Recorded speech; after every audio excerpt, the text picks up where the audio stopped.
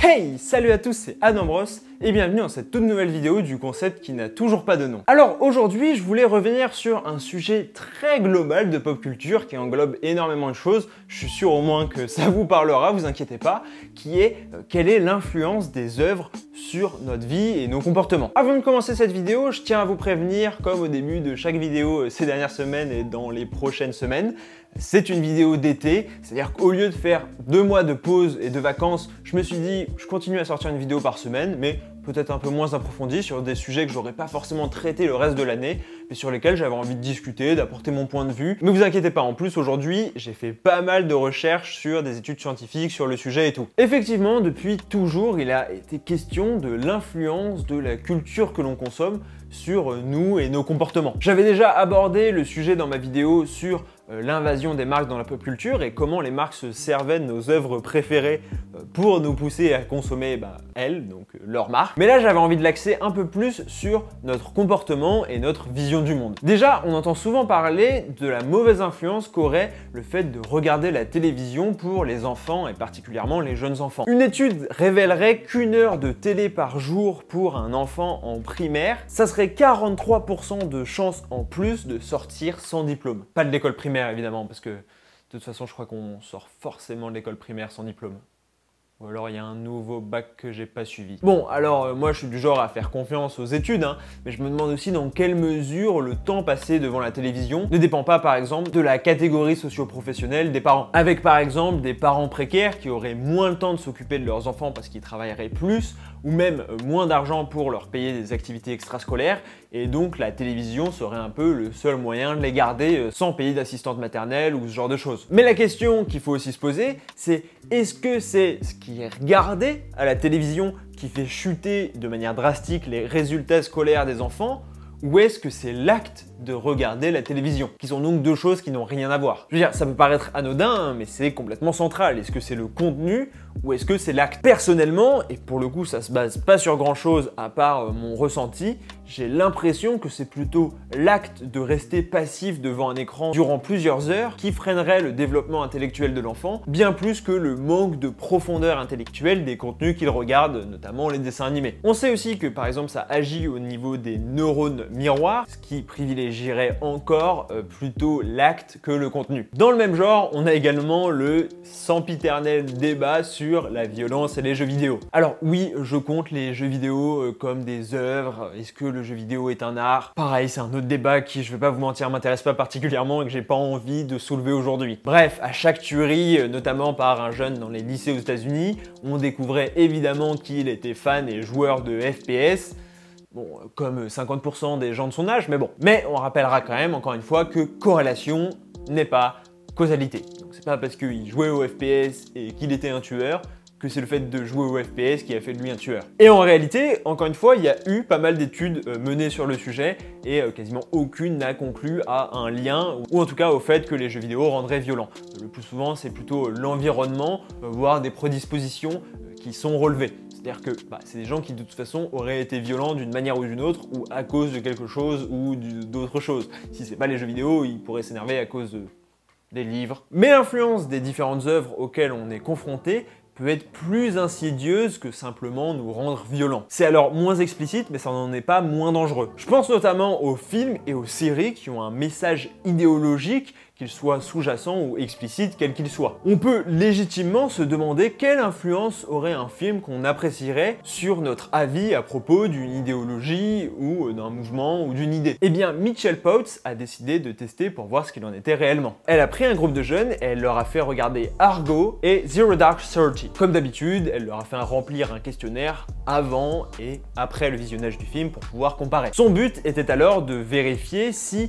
le visionnage de ces films pouvait avoir une influence sur l'avis que portaient ces étudiants sur le gouvernement américain. Et le résultat est sans appel puisque 25% des étudiants ont changé favorablement d'avis sur le gouvernement après le visionnage de ces films. Après, et elle l'avoue elle-même, le résultat de cette étude est quand même à relativiser. Tout d'abord, on a pu tester qu'une influence à court terme. Comme j'en parlais dans ma vidéo à propos du feat entre McFly et Carlito et Emmanuel Macron, on peut se demander dans quelle mesure ce changement idéologique n'est pas une simple réaction au visionnage qui vient d'avoir lieu et non un vrai changement d'opinion qui durerait assez longtemps. Aussi, l'étude se concentre sur une population jeune et donc en pleine politisation. Ce sont donc eux qui ont le plus de chances d'être influencés dans leur opinion politique, puisqu'ils sont justement en train de la former. Et ça veut pas dire qu'on peut pas changer d'avis plus tard à 40 ans d'un point de vue politique. Mais simplement, plus on avance, plus c'est compliqué de revenir sur nos convictions. Après, je pense quand même que les films qui véhiculent une idéologie sont très efficaces. Il suffit de voir les moyens colossaux qui étaient mis par les Allemands ou les Alliés pendant la Seconde Guerre mondiale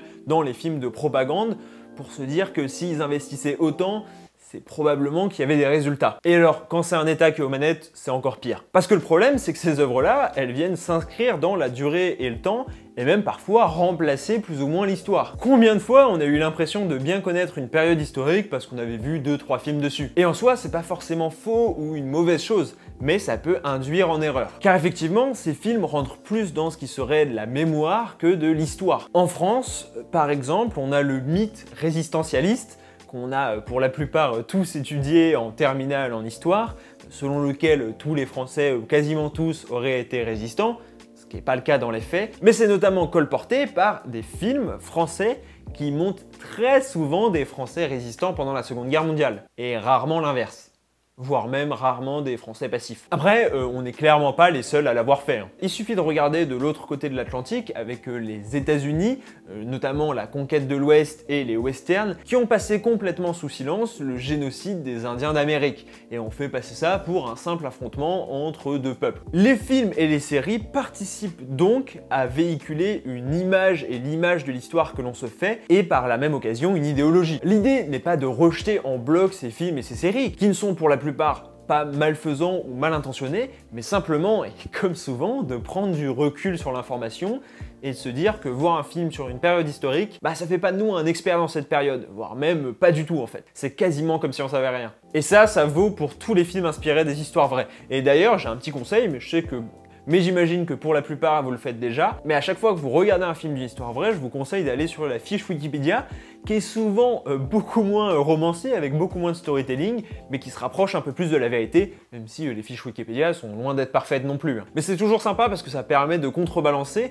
et en plus ça permet de voir aussi les intentions du réalisateur, de voir « Ah bah tiens, il a mis l'accent sur tel fait, qu'est-ce qu'il voulait dire par là, pourquoi il a mis l'accent sur ce fait-là, quelle idée il a essayé de faire passer ?» Et donc ça nous permet déjà de mieux comprendre ce qu'on essaye de nous faire avaler. Après, au-delà des œuvres en elles-mêmes, il y a les personnages ou même l'univers qui peuvent nous influencer dans notre manière de voir la société et dans nos comportements. Et du côté des études sur le sujet, c'est assez éclairant. L'université d'Ohio a décidé de faire une experience taking où en gros, ils faisaient lire à des étudiants, c'est toujours des étudiants les cobayes, c'est les seuls qui acceptent, je pense.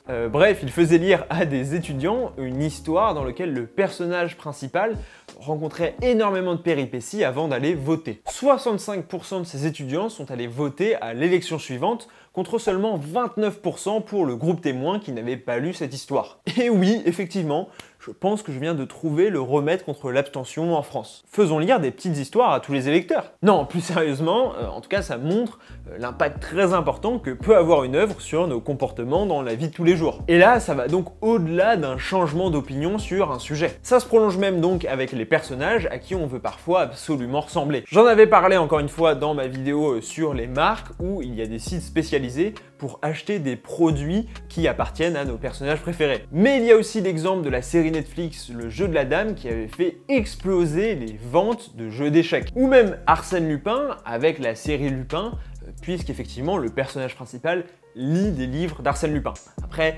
c'est un peu plus complexe que ça parce qu'on peut se dire que vu que c'est une adaptation à demi-mot, les gens ont aussi acheté les livres parce qu'ils étaient curieux de comparer l'œuvre originale. Et donc là, je vous vois derrière votre écran, encore attaché à votre libre arbitre en disant « Non, mais moi de toute façon, ces œuvres-là, les personnages, ça m'influence pas. » Allez hop, dernière petite étude à l'époque. Non, c'est la dernière, promis, sur le sujet.